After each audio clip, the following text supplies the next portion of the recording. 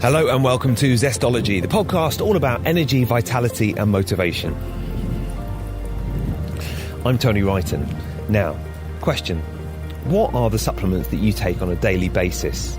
Because today we're looking at just one single supplement, and it could be the thing that makes more of a difference to your health and well-being and energy levels and even focus and performance levels than anything else.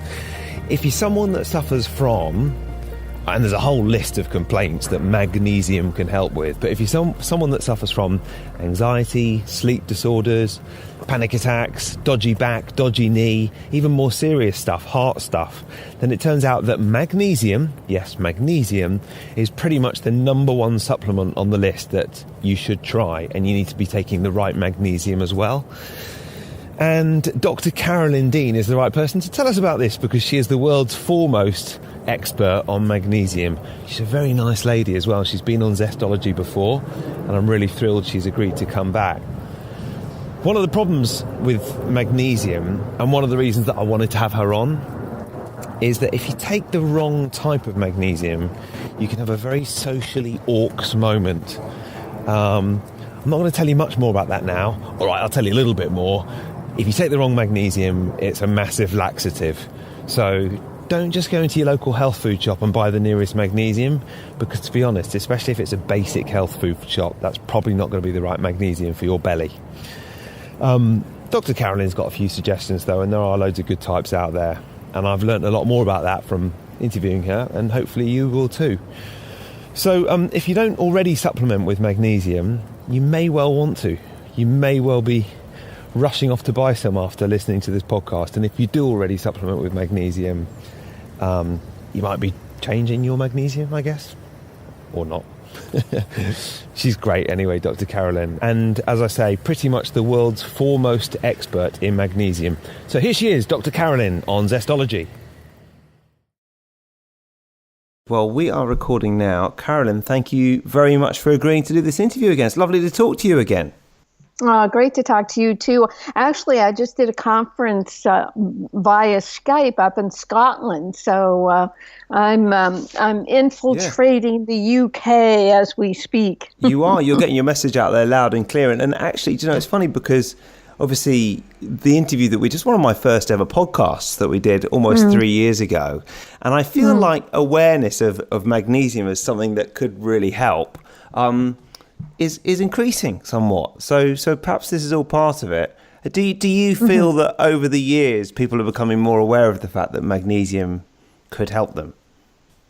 They are, but at the same time, Tony, there's this incredible increase and infiltration of drugs into our society. Oh, yeah.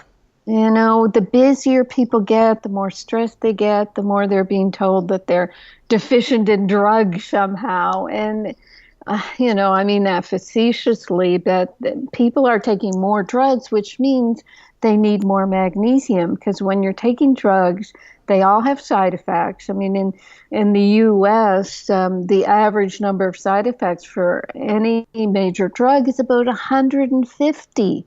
Yeah. 150 side effects. So the body has to metabolize, break down these drugs. It does so through the liver. The liver requires magnesium for its major detoxification pathways. So there you have magnesium being used up. And a sidebar of that is one of the most famous magnesium experts, Dr. Mildred Zelig. She told me on the telephone once, and she's since passed away, but she's written a book about magnesium called The Magnesium Factor. And she reported to me that when she first graduated medical school, she went to work with the drug companies. And one of the things they asked her was to assess the blood levels of nutrients in an individual taking drugs. So they do, let's take magnesium. They do magnesium before taking the drug, take the drug for a couple of weeks, then do magnesium levels. Right. And she said that invariably the magnesium levels became elevated when a person was taking a drug. And then the magnesium levels dropped off after about 6 or 8 weeks.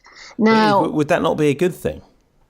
Well, they say that the drugs are causing the benefits of what is really a magnesium elevation.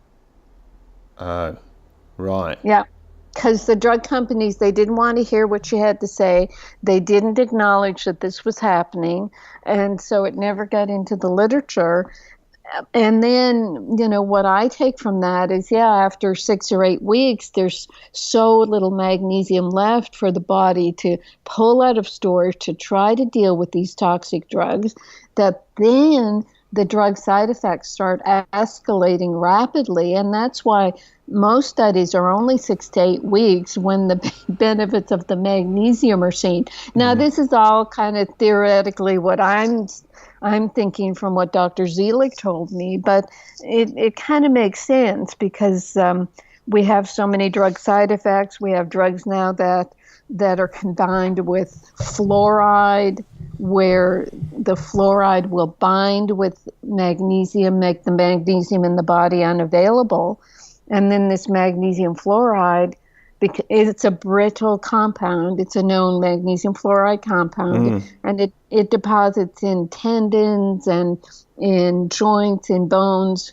And there's an incidence in at least one fluoride drug, which is ciprofloxacin.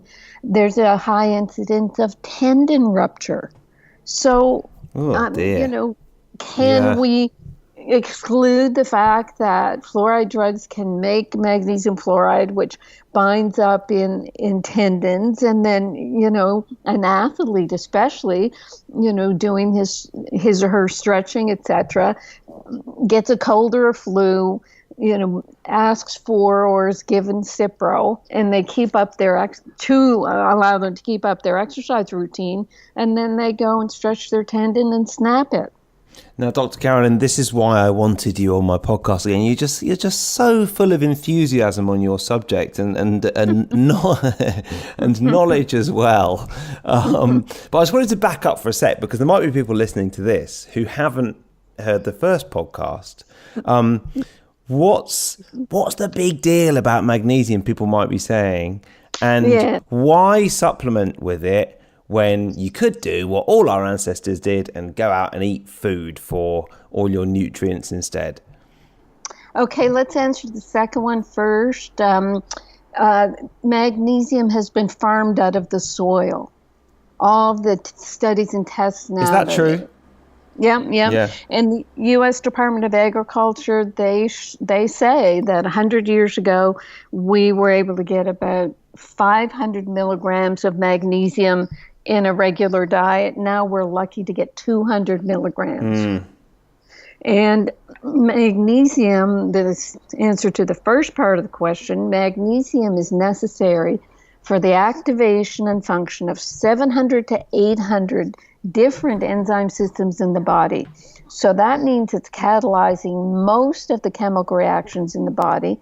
It synthesizes proteins, stabilizes RNA and DNA, transmits nerve signals, relaxes muscles, whereas calcium contracts muscles, and magnesium also produces and transports energy called ATP, and yet your doctor thinks it's just a laxative. Yeah. So over the course of this podcast, you will explain why it's so much more than that. And I have a laundry list of questions for you, because obviously since I last interviewed you, I've been taking magnesium, and I've definitely noticed a difference for quite a few different things, actually. But, well, I'm a very sensitive soul, Dr. Carolyn, and I feel that some magnesiums do quite badly affect my stomach for one reason or another. And, as you said, our doctors think that magnesium is a laxative, and magnesium does have a laxative effect, doesn't it? Yeah, Carolyn. Well, most of them do, yes, and that's true. The original studies were done using magnesium oxide. A very bright woman who owned magnesium oxide products, owned a company. She was very smart. She went to magnesium researchers and offered products to them for free. So most of the original magnesium studies were done with magnesium oxide, which is only 4% absorbed. The rest of it flushes through the intestines and can cause a laxative effect in in most people. So that's so where there's pretty much no point in taking it. In fact, there's a negative point to taking it. except if you're constipated. But then, the thing of it is, if you take a laxative to the point of getting diarrhea, you're actually losing more minerals. So it can be detrimental. But so I had to deal with this personally because my magnesium deficiency symptoms were heart palpitations and leg cramps and neck tension and insomnia. And when I tried to take any sort of oral magnesium, I would get the laxative effect, from having a bit of mild IBS. So what I went to was Epsom salts baths and then transdermal magnesium. And the past now it's about 12 years, I was trying to get a magnesium mineral company to research a non-laxative magnesium. I mean, let's figure this out. It's not rocket science. So they said, no, it's too costly and it requires too much education to educate people about the different types of magnesium. So actually, Tony, I finally succumbed and became a product producer and created a non-laxative magnesium. So we're not here to talk about my magnesium, but just to say there are non-laxative forms. Well, there is my form. It's called Remag. Yes, and I have to say, about half of the listeners to this podcast are in the States, and about the other half are in the UK, with a few sprinkled around the rest of the world. And after we spoke before, I was a little disappointed because you can't get Remag over here, so I shipped it over. Oh, can you? No, you can. Yeah, we have a UK distributor. Well, that's good, because when I looked a couple of years ago, you couldn't. I shipped it over at great expense, and I thought it was excellent. But now maybe you can. Oh, that's good. Yeah, someone in London has picked it up. I can send you that information, and they will ship around Europe, and it's still expensive. I mean, it's crazy what customs are doing to try to stop. I don't mind. I'll pay it. If it makes me feel better, I'll pay it. There you go. Okay, so I'll send that to you, Tony. So there, yes, there is. There are ways to get this, but I do start people and say, just take some Epsom salt in a bath, 2 cups in a nice, medium hot bath, and you will start to notice the difference. And the difference we're talking about. I mean. Okay, it's magnesium deficiency symptoms that I'm talking about. Now, here's a sidebar I wouldn't have talked about a couple years ago either, but the FDA in the U.S. has recently sent me a warning letter that I'm not allowed to say that magnesium can treat a disease. Because if you say a dietary supplement treats a disease, you're making it into a drug. And drugs have to be tested, the multi-million-dollar clinical trials of which the FDA gets their percentage payment. So it's a very strange situation I find myself in because I'm trying to tell people about magnesium deficiency, which is misidentified as a disease. Because if I say, well, look, your heart muscle has got too much calcium and not enough magnesium, so your heart muscle can't relax. And, if it doesn't relax and the calcium keeps forcing the cells to contract, then you can get angina and you can even get a heart attack. Right. Now, I'm saying it's magnesium deficiency. And the FDA, which is not a medical body, is saying, oh, no, it's all of a sudden it's a disease. So even though taking a good form of magnesium can take away the muscle spasms or the heart palpitations or even blood pressure, because the smooth muscles of the arteries will get into spasm and cause high blood pressure, or, the spasming in your arteries that can cause a migraine. Even though all those symptoms can disappear when you're saturated with magnesium, I'm told that I can't say that. It's funny, isn't it? Because I feel like I know how much it's helped me, and I'm a big fan of magnesium. And I've been looking. You were very kind enough to send your updated copy of your book, and the list of kind of magnesium deficiency conditions: anxiety, depression, sleep, migraines, pain, issues for athletes, cholesterol. But you kind of always think, why aren't more people taking magnesium? Why is this some big secret when it's something that's so freely available? Right. Well, that's where we come to, I guess the political aspect of medicine, where doctors, including myself, we never learned about magnesium or the other nutrients in medical school. And doctors are told constantly that if you didn't learn it in medical school, it's not important.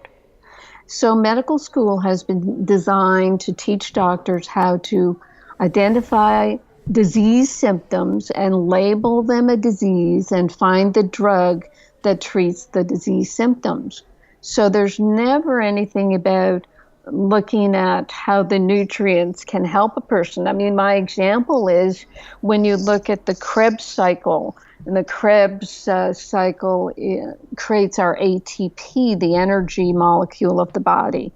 The Krebs cycle works in the mitochondria. The mitochondria occur in all the cells of the body except the red blood cells. So if you've got 1,000 to 2,000 mitochondria in every cell, chugging away, making energy, and 6 of the 8 steps of the Krebs cycle require magnesium. Now, if that doesn't tell you something, and here I was in medical school. I was already interested in natural medicine, but there were no naturopathic schools in the mid-'70s in Halifax, Nova Scotia. So I just bit the bullet and went to medical school, and biochemistry lectures would show all these metabolic pathways, and it would show that the B vitamins are needed there, vitamin C there, magnesium there, selenium there, but it was never even mentioned, and certainly never applied in our clinical rounds. It was like, oh, you've got fatigue, well, you must be depressed, and let's give you an antidepressant. And it's never shifted. I really did think in the mid-'70s, when I was so gung-ho on natural medicine, that everybody else would catch on. But it's actually gotten worse and worse and worse, because when I was in medical school, we were told, well, just use drugs as long as the patient sort of is down and out and can't mobilize their own resources, but use them for as short a period as possible. Now we're making patients take preventative cholesterol drugs, preventative blood pressure drugs. If you have any inkling of a heart disease symptom, you are immediately put on 6 drugs just in case. Now, what they don't tell you is that they don't believe heart disease can be cured. They see this downward spiral of people. Once they get a heart symptom, then, within however many years, they're going to succumb to it. But they don't realize that it's the very drugs they're giving to people that could be causing this debility, because the more drugs you give someone, the more magnesium is lost in the body and the more side effects build up. Yeah, that's so messed up. I remember you telling me that last time. And when I read your book as well, I couldn't believe that. But it's absolutely true, isn't it? I mean, these non-natural pharmaceuticals can often cause more harm than good, and we don't understand all the other things that are going on in the body when we take I don't know, statins or whatever it might be.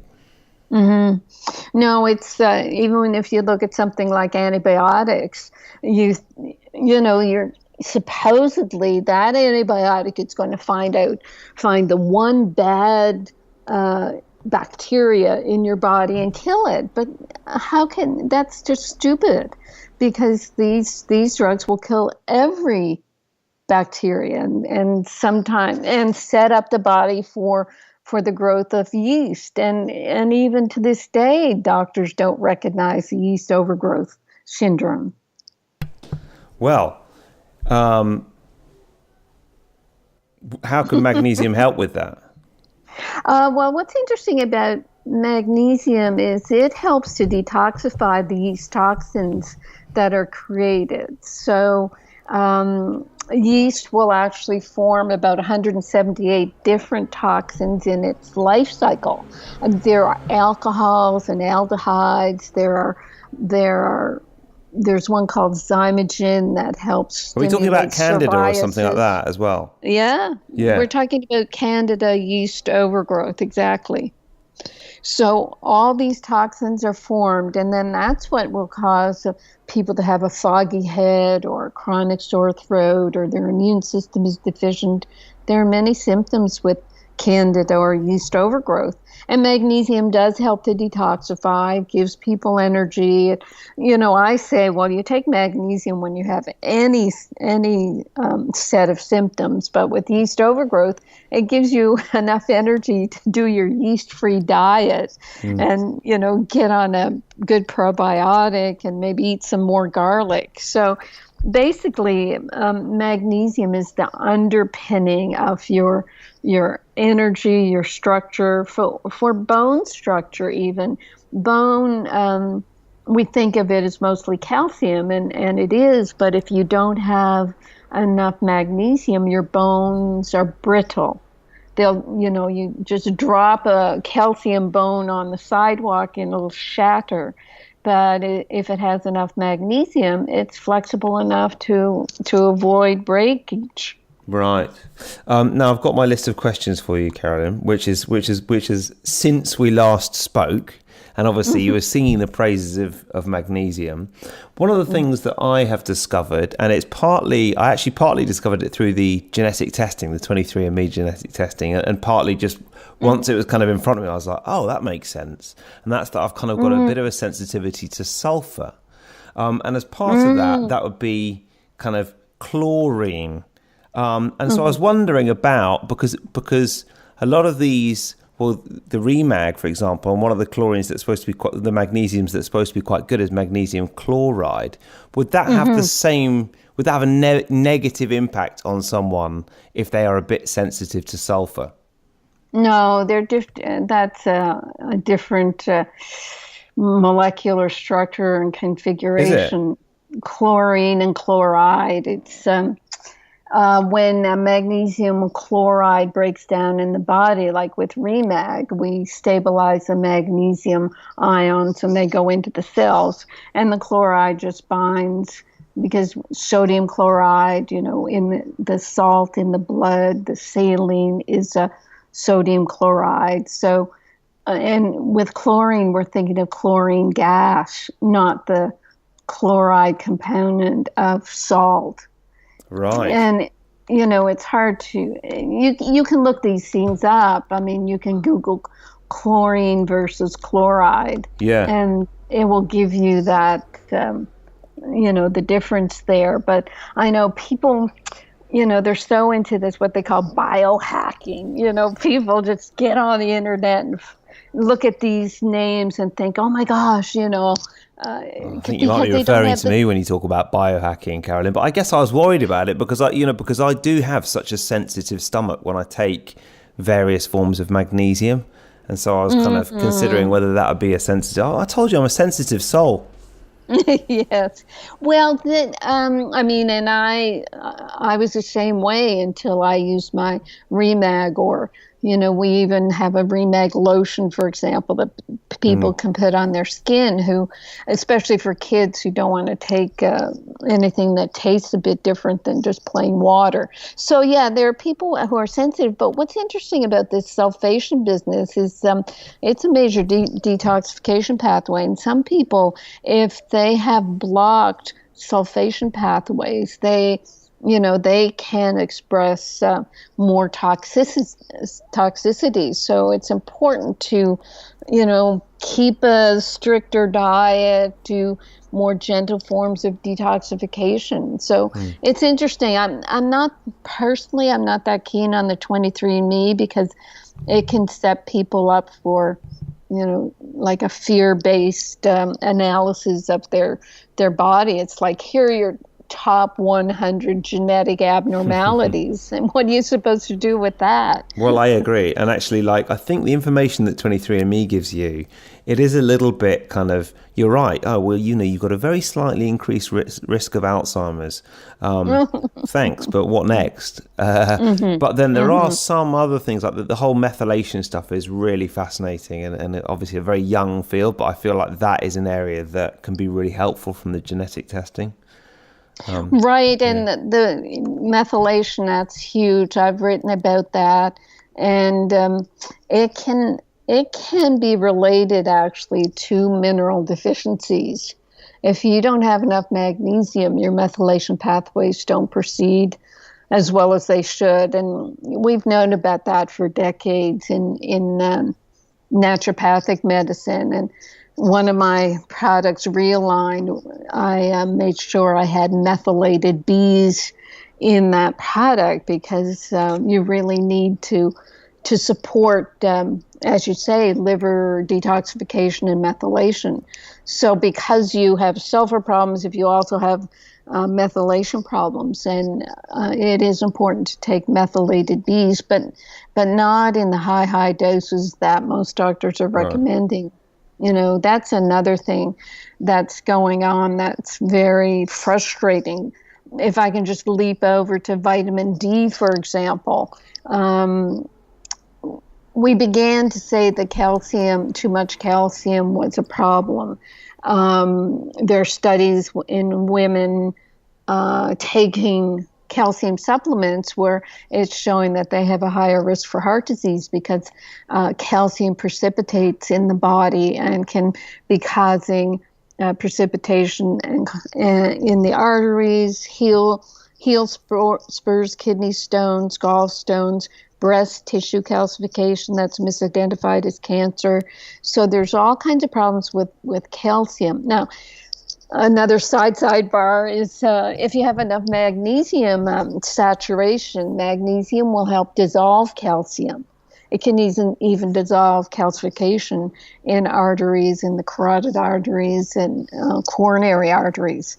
So you can balance out your calcification. When doctors began to worry about too much calcium, they didn't know, well, what am I going to recommend to people? And they just jumped on this vitamin D bandwagon. And all of a sudden, doctors are recommending like 50,000 units a week of synthetic vitamin D. Right. Is that not good? Not at all. What happens with vitamin D is it pulls calcium from the diet. It really latches on to calcium. So what do you mean it pulls calcium from the diet? It makes more. It basically means there's more calcium swilling around your body. Correct. And I've just said calcium is a bit of a problem here. Yeah.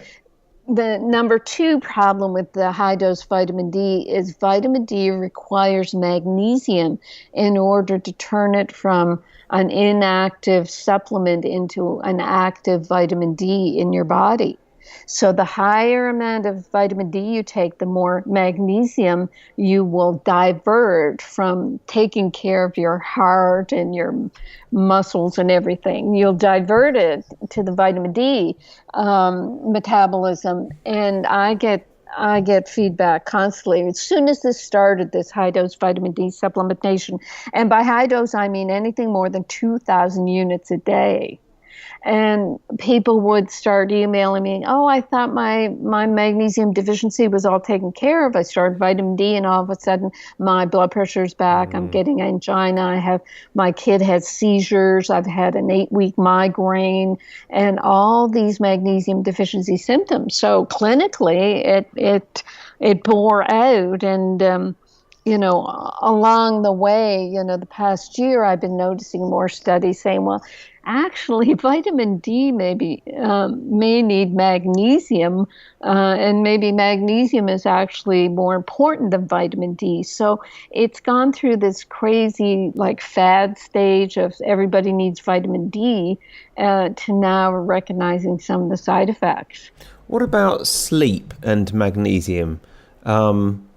I've been experimenting with different types of magnesium before sleep, and I'm pretty sure it does help me sleep deeper. Mm-hmm. Oh, it does. What's really amazing with magnesium actually is it gives you energy during the day and it helps you sleep at night. And there are many mechanisms for that. It sort of slows down adrenaline release. It helps relax your muscles. It functions in the brain to sort of support serotonin and dopamine. And there are many things it does. It will slow down a rapid heart rate. You know, sometimes when you're all nerved up and you lie down and you can feel your heart pounding, then, you know, that's not going to allow you to sleep. So there are many, many ways that it does help sleep. And yeah, people have to sort of experiment with it.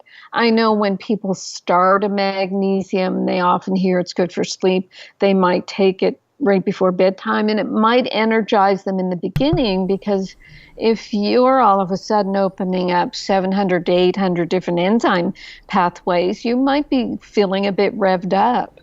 So actually, in order to sort of answer some of those questions, I have a blog called When Magnesium Makes Me Worse, so that can help people understand what taking a very powerful nutrient can be doing to their body. Mm-hmm. Right. Another question I wanted to ask you was, I met this excellent natural doctor about a year and a half ago, and he said for the last 10 years, every night before bed, he's been taking pretty much, not all the time, but most of the time, this supplement called Oxytec. I don't know if you've heard of Oxytec. I think there are similar, I think it's a British supplement, but there are similar ones in the US. And Oxytec is, I've got the description here, it's magnesium oxide with vitamin C, activated oxygen and bioflavonoid complex. And I believe what it does is, because you said oxide is the laxative one, isn't it? Yes. Yeah. So it really just keeps things moving. I don't know if that's the technical term, Dr. Carolyn, but I think that's, you wake up the next morning and things move a little better. Yes. I have found this to be quite useful, this Oxytec, and I must admit I take it most nights. Do you think that's a good thing? Should I be taking it most nights? Well, as long as you don't wake up and have diarrhea. No. I mean, if I don't. Right.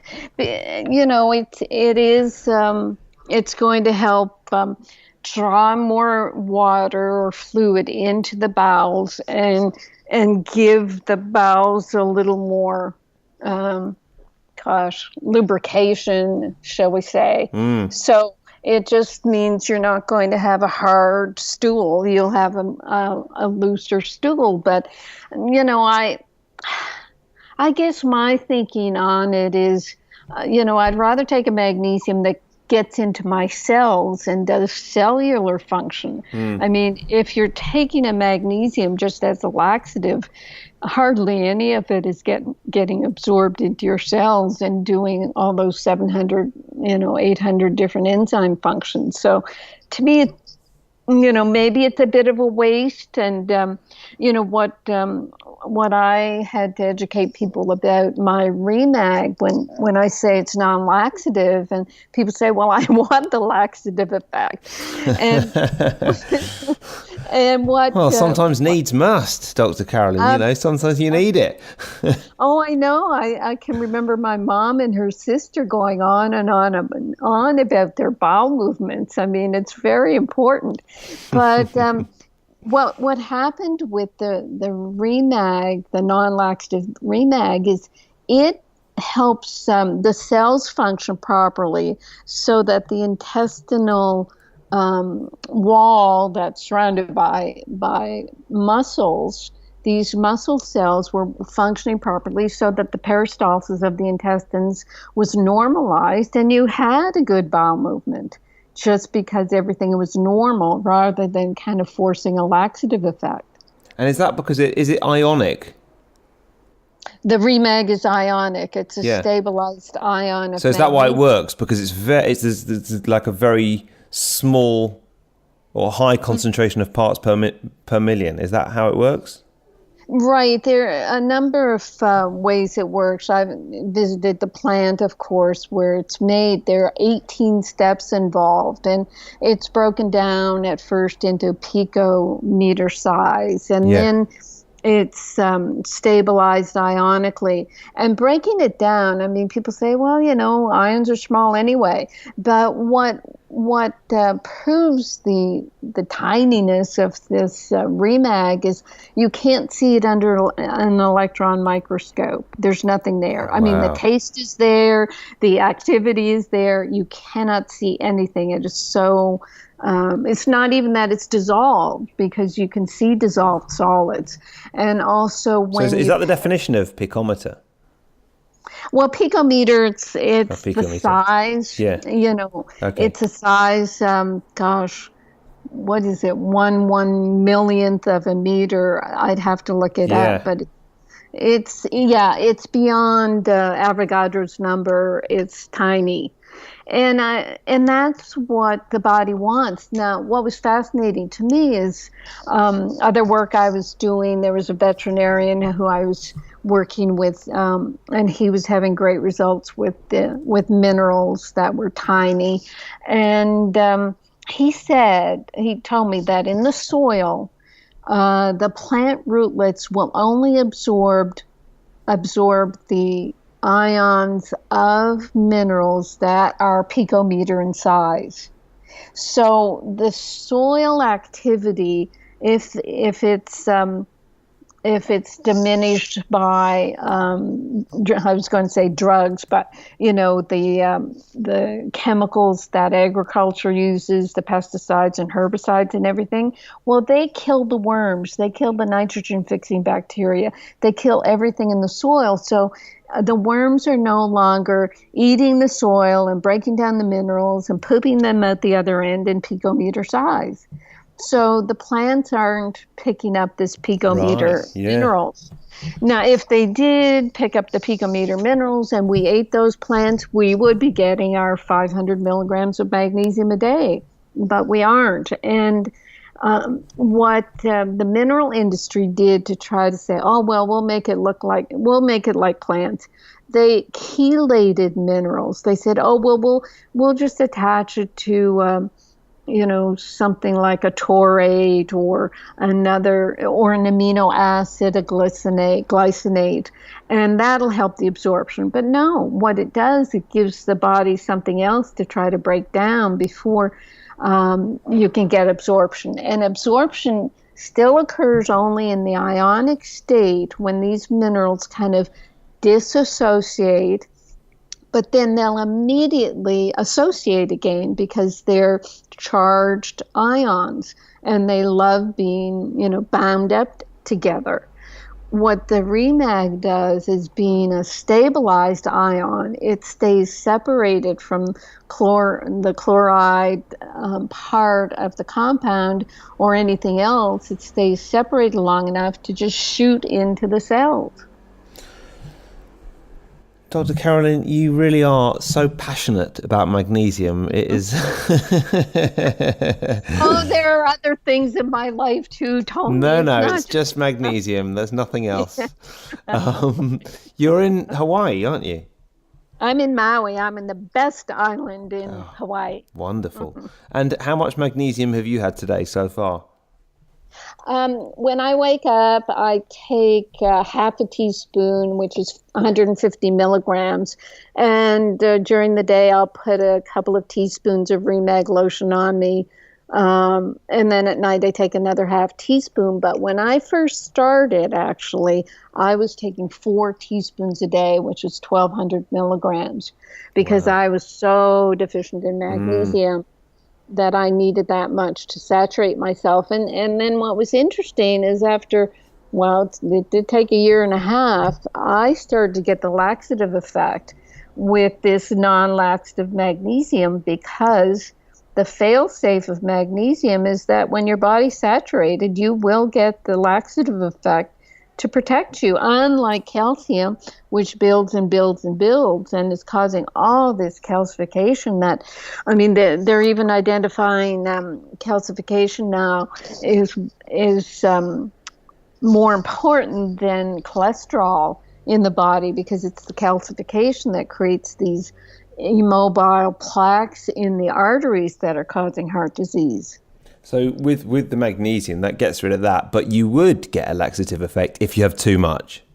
Exactly. And, for that, let me just say that, some people, they have sensitive bowels, they don't take enough fiber. So some people, Tony, it's amazing the number of chronically ill people who come to me as customers, and they just are in such a mess that it's like their body rejects everything. So, some people, they have to take some psyllium seed powder to just slow things down so that they don't get the laxative effect with even the non-laxative Remag. So it's been quite fascinating, and with that type of individual focus and looking at all these chronic diseases, I can see that the medical establishment is just not equipped to deal with the layers of,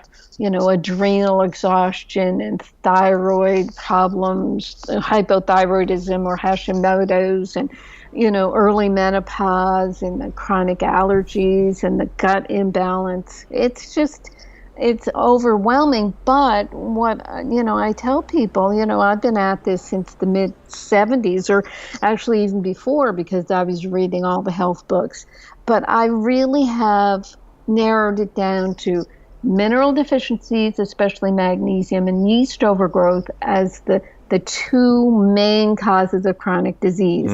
And if you can get those in hand, you can really turn things around. So, it's not like you have to look at your 100 genetic problems or think that every organ in your body is damaged and look at yourself in terms of disease, but look at yourself in terms of, oh, maybe I have nutrient deficiencies. Oh yeah, maybe I have yeast overgrowth. Let me tackle them, and people invariably start feeling better. I think yeast, and I'm very interested in yeast, which probably says something about me.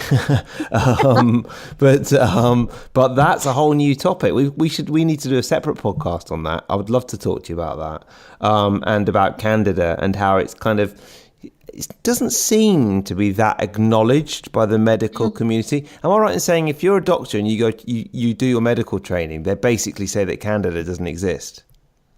Correct. It's they think of it as a systemic disease when it occurs. It's invasive. It's a bloodborne infection. You only get in the hospitals only people with it used to be AIDS and cancer are susceptible to it. They do not acknowledge that it can be an intestinal imbalance. And I think the reason why is they don't want to think that their antibiotics are causing the problem, and they don't have an easy treatment for it, because the treatment of yeast has to be a strict diet, probiotics, and I say natural antifungals, not the drugs. I mean, I remember a case in Toronto when I was in family practice, because, supposedly I was an expert in yeast overgrowth, and I was invited to a hospital grand rounds about a patient who had been on antibiotics for years for acne. And over the years, she developed all the side effects of these drugs to the point she was deaf, and she died. I mean, she died a week after I was there. And I was so incensed. I mean, I have no friends in the medical community there, because I said, you mean we allowed this person to come near to death because of what? Life-threatening acne? I mean, how is that first do no harm? And that's where, when I list the things that lead people into the chronic fatigue and fibromyalgia and all the other conditions I talked about, it can begin with diaper rash, which is a yeast condition, which is treated with cortisones that makes yeast worse. And then, they get, their immune system is depleted and they're put on antibiotics and their gut is affected and they get asthma. I mean, you just see, how we ourselves or our friends, over the years, she just got sicker and sicker and sicker because everything was misdiagnosed. And how do the medical community, what do they think of you now? Because obviously it's not, you wouldn't go to your average doctor and they'd be like, yeah, get a bit of magnesium down you. That's not the kind of thing that I would normally expect to have from my doctor. No, and we get a lot of feedback from our customers now, and they say, well, I think it might be 1 in 10 customers who talk to us about their doctor's reaction. 1 in 10 doctors may say, "Oh, magnesium, yeah, I've been reading about that. That's a good idea." 9 out of 10, "Oh, that's crap. It's just a laxative, and don't listen." And it's very frustrating. It's the lack of education and sort of the blinders on that makes these doctors not see that they continue to do the same thing over and over and over, give these people all these drugs, and they're not helping. And over here in the U.S., the different medical journals that I read or get posts on, "Oh, doctors, there's such a high suicide rate. Oh, their doctors are so burnt out. Oh, doctors aren't happy in their profession." Well, who would be? Because they're not helping people. Now, Dr. Carolyn, when you came on last time, I did ask you for your one book recommendation and one tip for living with more energy, vitality and motivation. I've got a feeling it might involve magnesium, but I'm going to ask you again because it was 3 years ago and I can't remember what you said. So what would be one book you'd recommend and one tip for living with more energy, vitality and motivation? It would be magnesium. Seriously, I mean, didn't I say that at near the beginning that for the Krebs cycle to make your ATP energy molecules, 6 of the 8 steps require magnesium. So once you start taking magnesium, and it can be Remag, it can be magnesium citrate, it can be Epsom salts baths, but you will start noticing your energy. And the book, well, I do have the 2017 edition of Magnesium Miracle, and it just amazes me how much more information I was able to put in there. It's 200 more pages, 200 more medical references, and it is the type of book you can take to your doctor and say, look, my mother had a stroke or a heart attack or this or that or kidney failure, and it looks like they really need some magnesium. Can you help me out? And if they don't, well, what are we supposed to do? I personally would take my Remag lotion and act like it was a body cream and slather somebody in the hospital from head to toe with that body cream to get them some magnesium to start, bringing them back to life. Brilliant. Well, I personally have a very well-thumbed copy of the original version of your book, which I've read many times over and consulted. It's a good read, actually, and it's nice to have the updated version by email as well. So thank you for that, and I definitely recommend it to people as well. Dr. Carolyn, thank you very much for coming on. Where can people find out more about you, and where can they find the book as well? Right. The book is on Amazon. All Amazon seem to have it.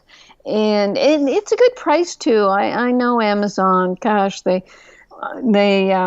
gouge the booksellers, but they get the information out there. And my website's drcarolyndean.com, and there's more information about my radio shows and the archives at drcarolyndeanlive.com, and that you can link to my products through that second site.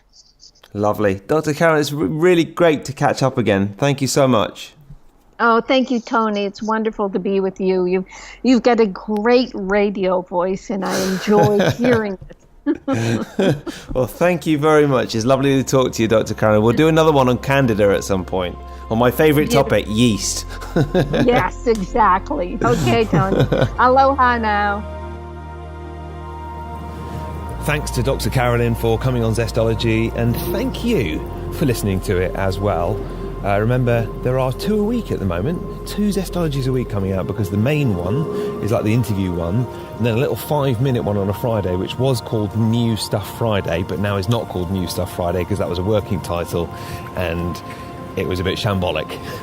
So instead it's called Zest Hacks, and it's just me trying out stuff that works for more energy, because that's what this podcast is about, as you know. If you'd like to join the Zestology Book Club, you can head to Facebook and search for Zestology Book Club and you'll find it. And if you would like to support me and the podcast, the best thing you could possibly do is click subscribe and write a quick review. It's the best thing you could do, and I would greatly appreciate that. As always, thanks for listening. Hope you found this helpful. Hope you've enjoyed the journey as well, and I'll see you next time.